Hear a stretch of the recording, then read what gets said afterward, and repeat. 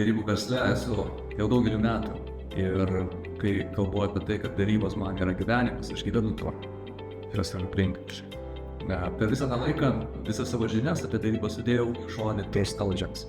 First Intelligence tai yra konceptas, kurį aš sukūriau, kuris yra mano požiūris į derybas. Ir jame yra užkoduoti 3 žodžiai, be ko aš neįsivaizduoju, kad derybos galėtų būti produktyvios. Tai pirmas žodis yra trust. Ir tai yra kiekvienų derybų pagrindas. Jeigu jūs norit gerų susitarimų, tai be žodžio trust neišvietos. Antras žodis yra tell. Ir čia kalbam apie tai, kad tai yra derybininko gebėjimas kalbėti, kaip derybininko gebėjimas perteikti savo informaciją.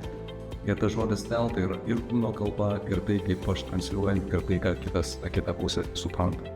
Ir paskutinis žodis yra intelligence, kuriame aš sakau, kad jeigu jūs norite būti profesionalus, jeigu jūs norite būti pro, jeigu jūs norite būti tam tikro aukšto lygio derybininkai, jums neišvengiamai reikia ugdyti, treniruoti 6 rūšių intelektą, įskaitant tai, kad vienas iš intelektų yra dirbtinis intelektas, kuris taipogi derybose prisideda. Bet nežiūrint į tai, dar yra 5 rūšių intelektas, kuris yra tiesiog apie mane, apie žmogų.